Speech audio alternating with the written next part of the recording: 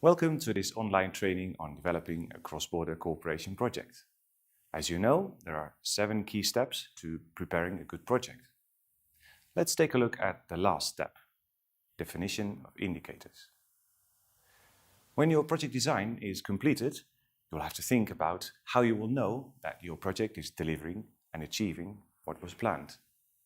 To check this, you will need to use so-called indicators, or verifiable descriptions of your project's outputs, results, and impacts in terms of their quality, quantity, and time and place of performance. Defining indicators is an important step to specify more precisely what you want to deliver and achieve with your partners in this project. Impact indicators measure your project's long-term effects. In other words, how your project contributes to the program objectives. Ideally, they may be drawn from the program's result indicators, but please check your cross-border cooperation program strategy and requirements, because this may not always be the case. Result indicators measure the positive changes for your target groups, while output indicators measure the services, goods, or infrastructure produced or delivered by the activities. In relevant cases, it is important to include possibilities for disaggregation of indicators, for example, by gender. For the measurement to be meaningful, you will need a starting value, the so-called baseline. That is the value before your project starts and makes a change. You will also need a target value, that is the desired value of your indicators that your project wants to reach. During implementation, you will check the current value of your indicators to make sure that you are on track to reaching your targets. You will, of course, have to identify where and in what form you will get information on these values. This may come from internal project documentation, such as reports or scientific research, or from external sources, such as official statistics. In the previous videos, our partners, Anna, Boris, and Carla, designed their project's intervention logic based on sound analytical work. Let's now see how they define their indicators and sources of verification. For me, this is a crucial part. It should show us whether we really have the same understanding about our strategy. And it will tell us how successful we are during and after the project. Yes, but let's see if we can identify information sources of sufficient quality. Our partners start with the result level. The output level is often easier, and they don't believe that they will have serious problems with indicators here. All right, let's talk about the excess use of fertilizer. How do we measure this? For sure, there are no official statistics about this. The individual farmers don't even know, so how should we know at an aggregate level? Let's first talk about what exactly we want to measure, and later about potential sources. Right, so we measure the excess use of fertilizer. That should be in kilograms or in tons. Yes, but I think just fertilizer is too vague. Project partners often give in to the temptation to move on without becoming really specific with the help of indicators, sometimes because of time pressure, as this topic comes last. Will we measure only natural fertilizer or also synthetic ones? I think it should be both. Really? I thought we were only talking about what is produced at the farms themselves and then used in the same place.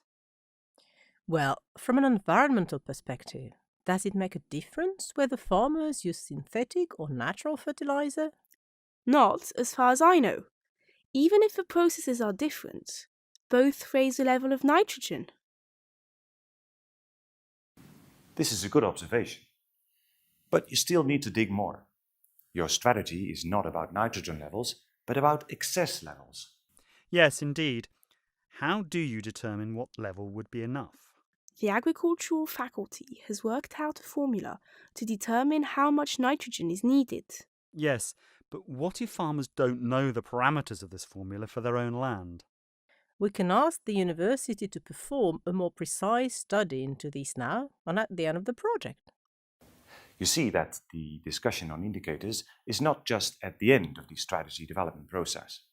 It can also feed back into it by generating additional necessary activities, such as the university study.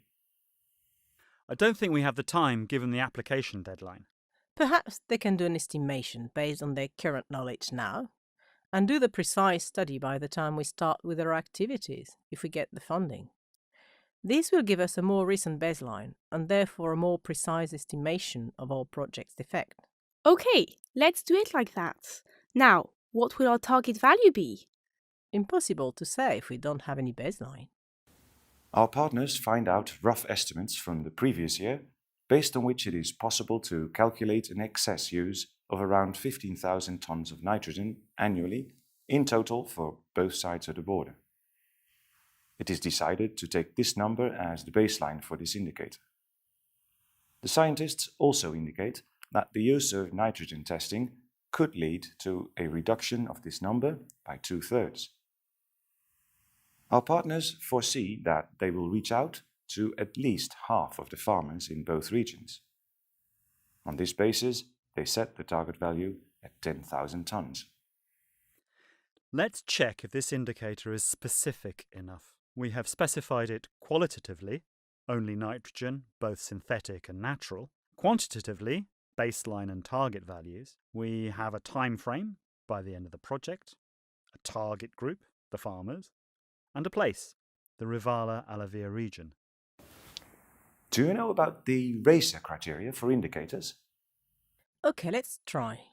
Relevance is fine, as it is closely linked to the corresponding result. But what about the level of acceptance? Of course, we can formulate this together with the experts, but I would like to know what the farmers themselves think. That is a good point. We should have a meeting with the board of the Farmers Cooperative. Boris, can you arrange this? No problem. I will sit down with them later today. Okay, I will try to meet farmers' associations also next week.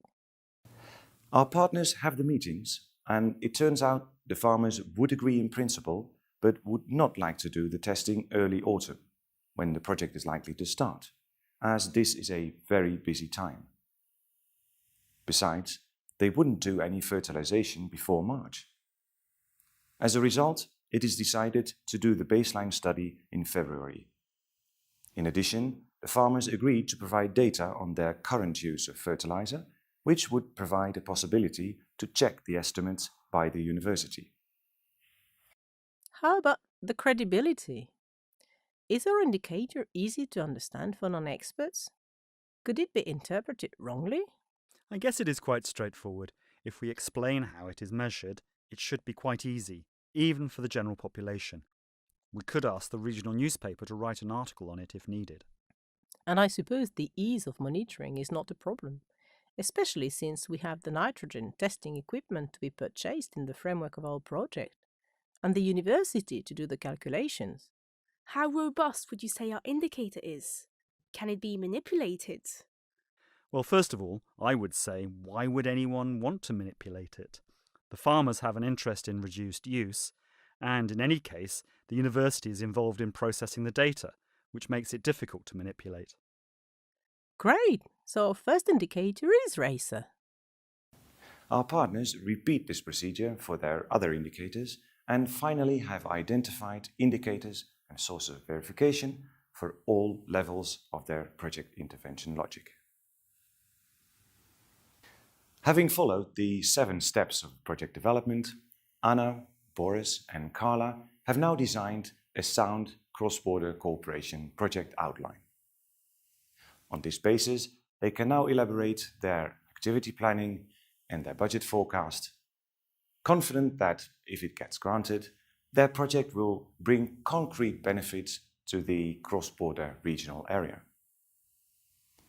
Remains to fill in the application form in time before the deadline of the call. We hope you've enjoyed this cross-border cooperation online training, and we wish you lots of success in developing your project.